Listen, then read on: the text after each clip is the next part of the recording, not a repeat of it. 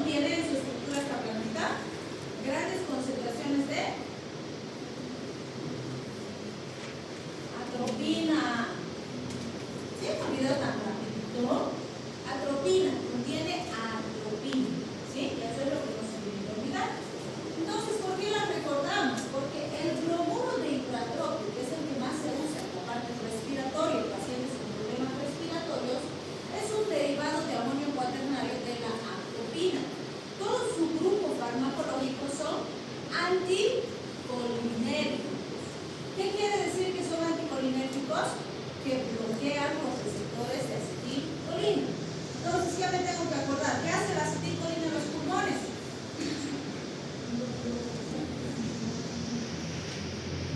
¿Qué hace la acetilcolina en los pulmones?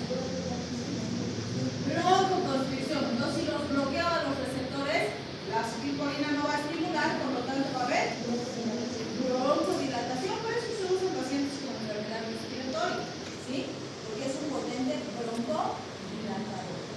Entonces, fíjense, inhibe la contracción bronquial, también tiene un efecto sobre las secreciones en la vía respiratoria, y hemos dicho que en el paciente asmático son justamente esos dos elementos que tenemos que controlar: el broncoespasmo y el edema, que es el que produce las secreciones.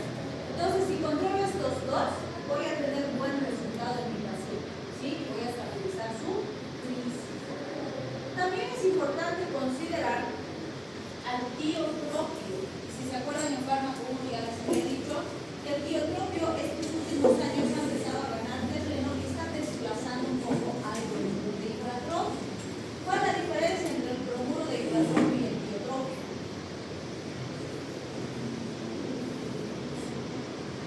Si se fijan ahí, nos dice los dos, tanto el bromuro de hidratropio como el tiotropio, se unen al receptor M1, M2 y M3. Los dos se unen a sus tres receptores. Pero resulta que el tiotropio tiene más selectividad, porque después de que se une, rápidamente se separa del M2. El M2, ¿dónde me interesa más? ¿Dónde está más distribuido?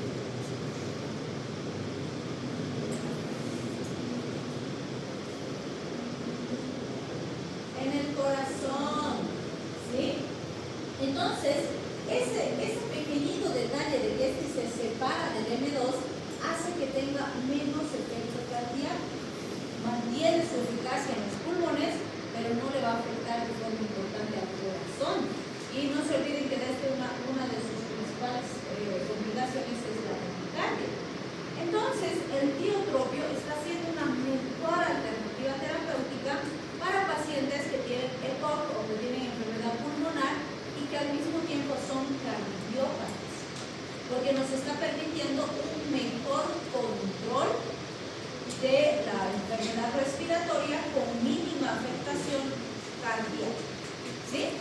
Entonces está haciendo mejor. Además, otra ventaja del tiotropio es que su aplicación es súper fácil, es una sola vez al día. En cambio, el hidratropio son 4 veces al día porque se da cada 6 horas.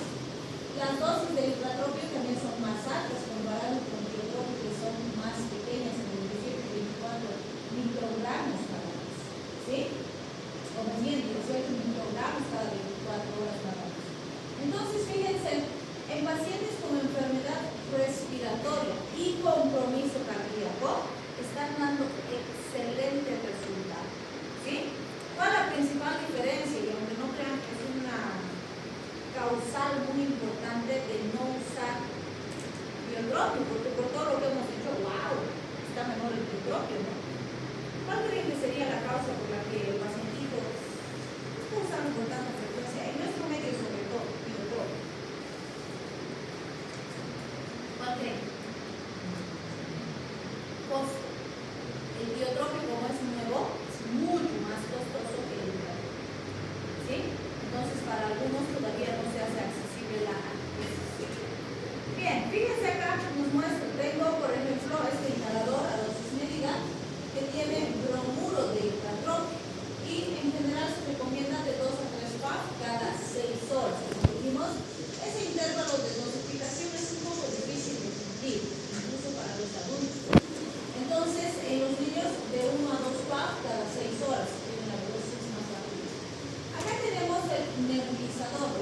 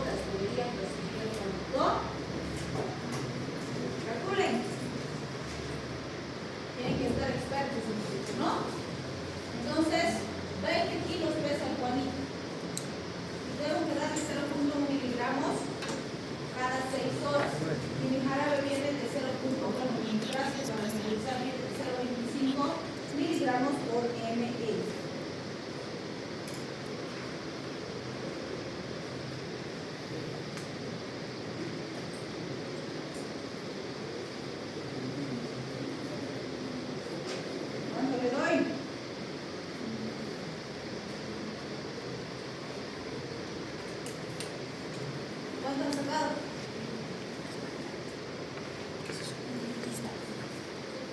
¿Cuánto debería recibir el Juanito?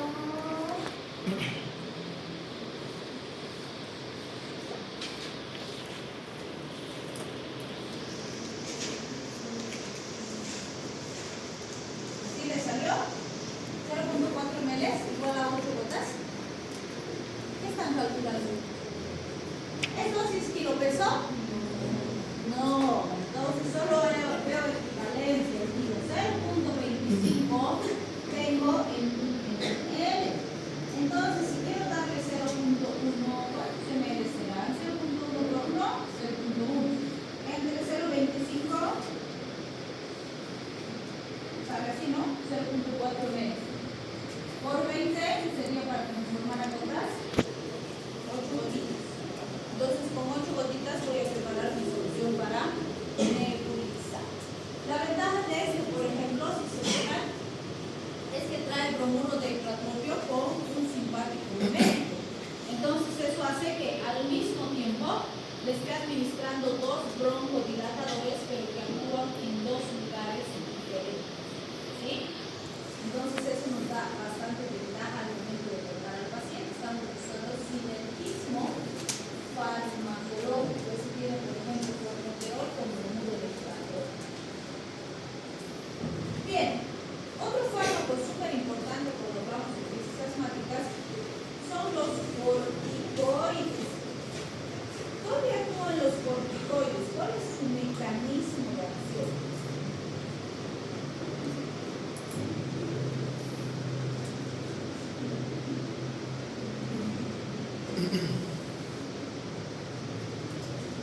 Nadie los hemos visto, ¿no se acuerdan?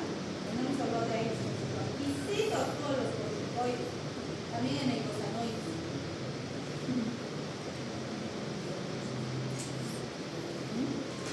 Porque es inhibición de la producción de citocinas, inhibición de la infiltración por producción de los mastocitos, contracción de los vasos incomunicados de la mucosa bronquial serían las consecuencias de su mecanismo de acción. ¿Cuál es su mecanismo de acción?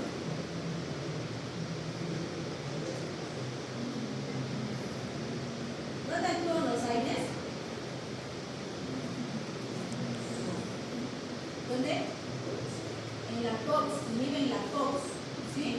Los corticoides actúan más arriba en la vía metabólica, entonces ¿dónde actuarían?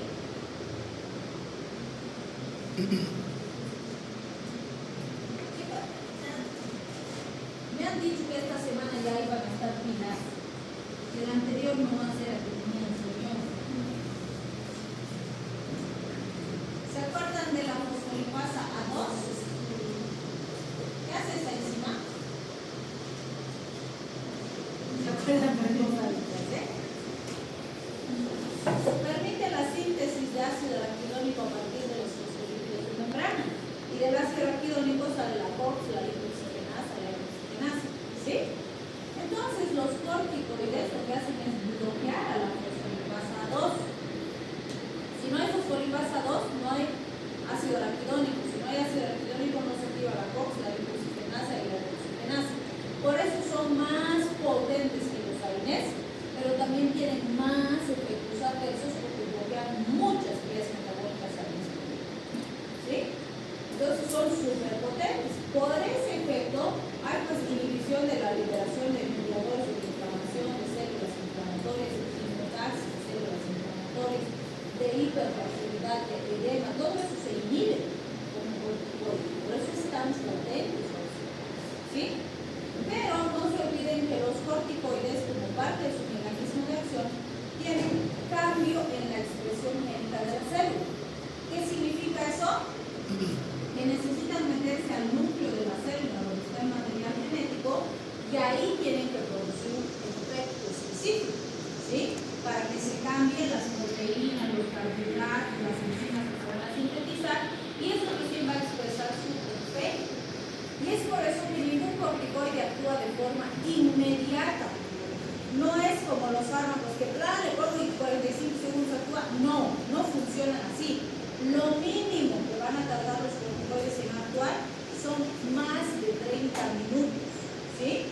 Y dependiendo también el corticoide puede tardar horas, puede tardar días o incluso semanas en producir su acción, ¿sí?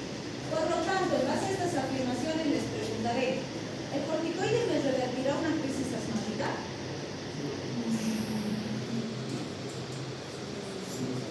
¿Sí? ¿Quién dice sí? ¿Qué dices? ¿Por qué dices que sí?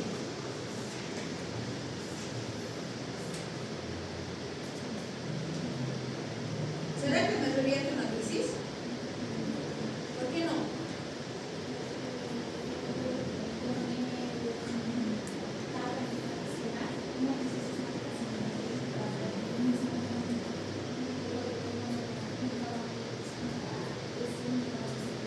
Entonces, ¿le doy el corticoide a la crisis o no? No. Si tardo más en darle, tarda más en actuar.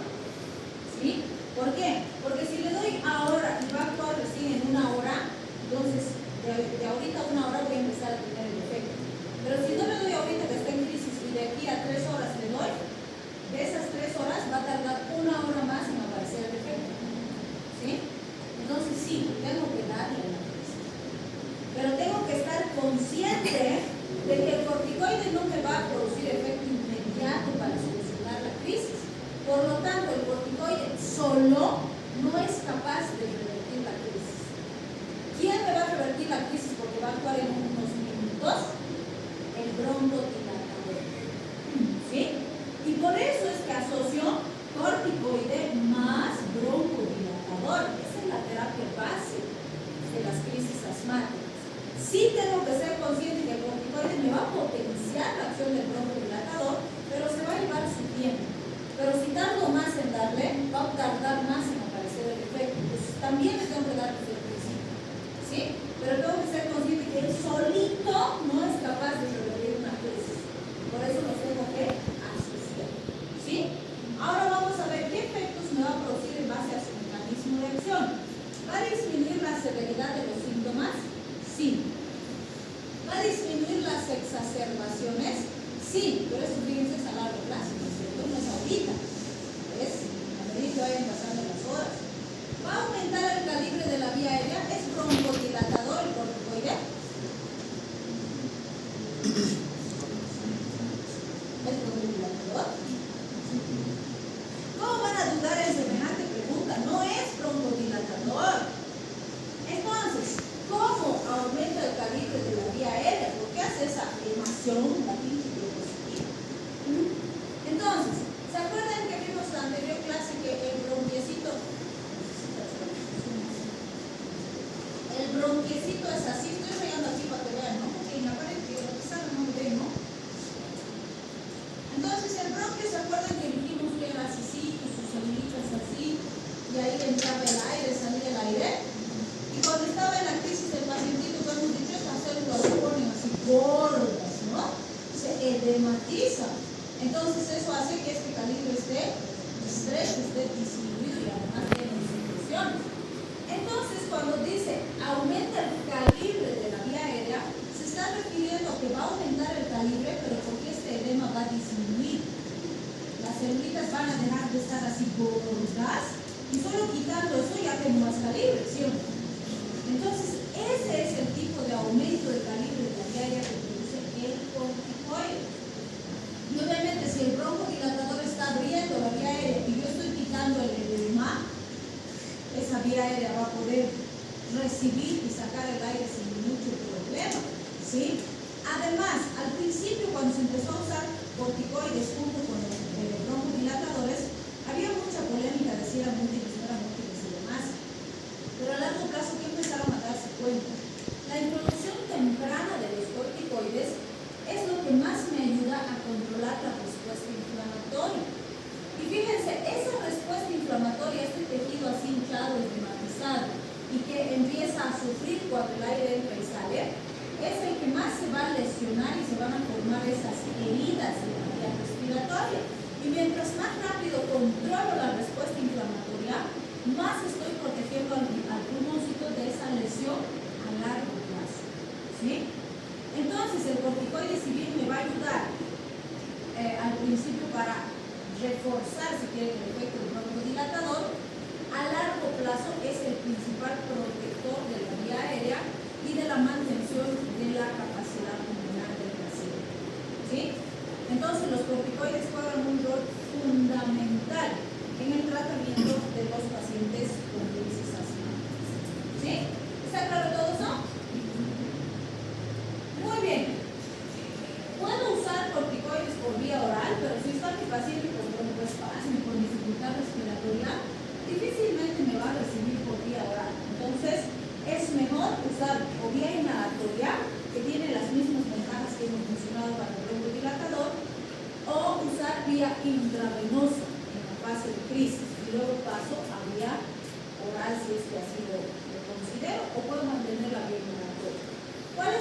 recordando, los inhaladores a dosis medidas, como ya hemos repetido con los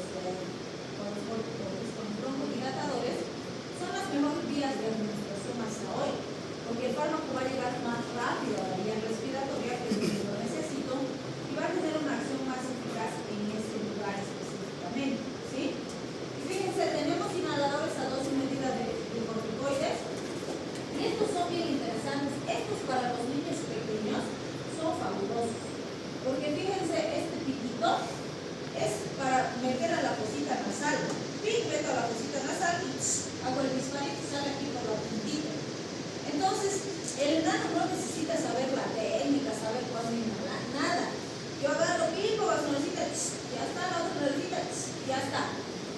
Entonces, es más fácil aplicar incluso en niños más chiquitos, ¿sí? Entonces, ayuda bastante este tipo de administrador. Entonces, fíjense, el inhalador a dosis medida tengo de 50, de 250 microgramos por par, y en general en el adulto se da de 100 a 500 microgramos día, que serían 2 par, dependiendo de la dosificación, pues me da la dosis que necesito, y en los niños se recomienda 100 microgramos por día, por lo tanto usamos las dosis más bajitas, ¿no? Los 2 par de 50, ya estamos con 100 ahorita. Sí es importante considerar que puede ser que necesite dosis mayores o puede ser que necesite darle varias semanas al paciente, ya sea solo o acompañado de los broncodilatadores. Pero después de estabilizar al paciente en la crisis y post-crisis, poco a poco voy a ir respetando, como decimos, y voy a ir regulando.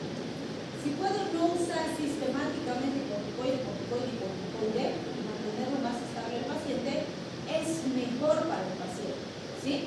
Como dijimos antes, no se olviden que si fuera paciente pediátrico, por ejemplo, el corticoide puede afectar su crecimiento. Entonces, si realmente necesito usar periodos muy largos de tiempo de corticoide, tendré que considerar hacer pausas terapéuticas. ¿Qué sería una pausa terapéutica? ¿Qué sería una pausa terapéutica? La suspensión de la administración del fármaco por un tiempo determinado, ¿sí? Por ejemplo, si realmente necesito controlar, entonces, ¿qué tendría que hacer? Digamos, le doy 6 meses y descanso un mes, ¿sí? Para tratar de disminuir riesgos en el paciente.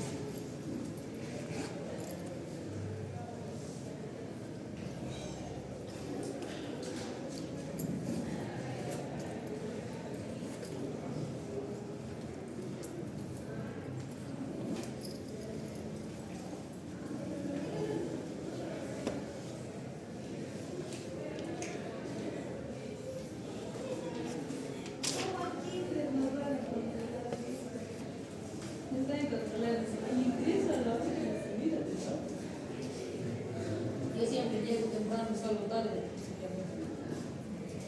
Entonces, me parece que era muy difícil.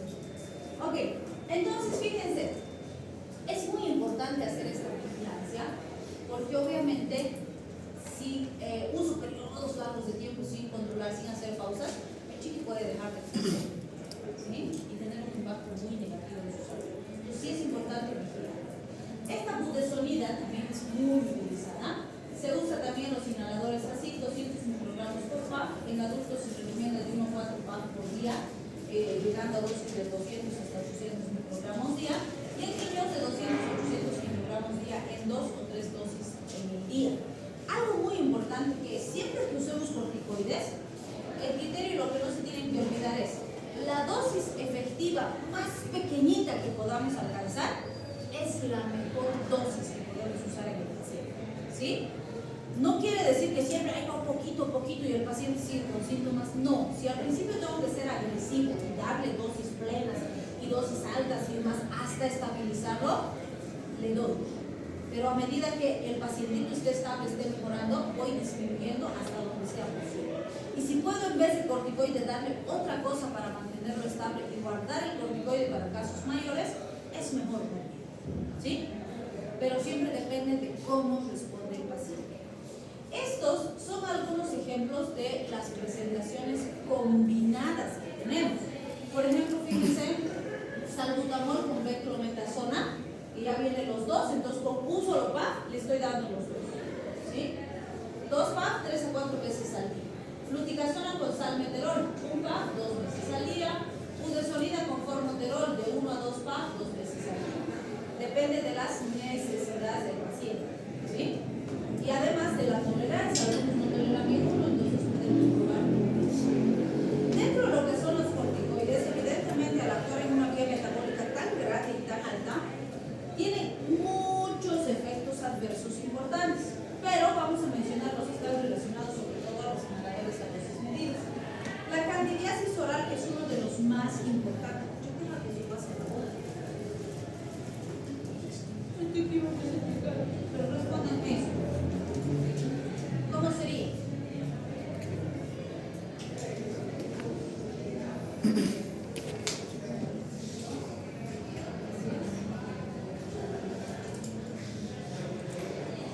¿Por qué tendría candidiasis oral el pacientino? ¿Qué creen?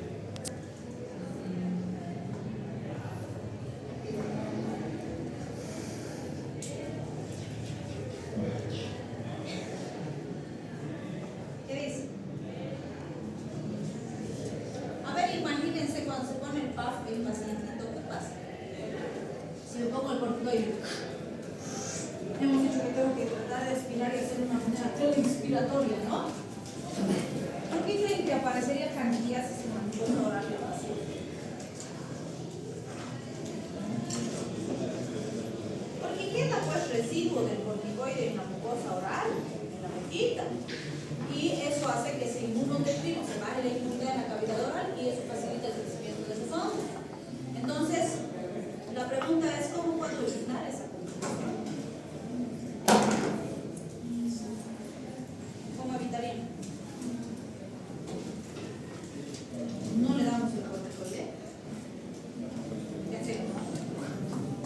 ¿Qué hacemos? ¿Qué animó? Se mueve.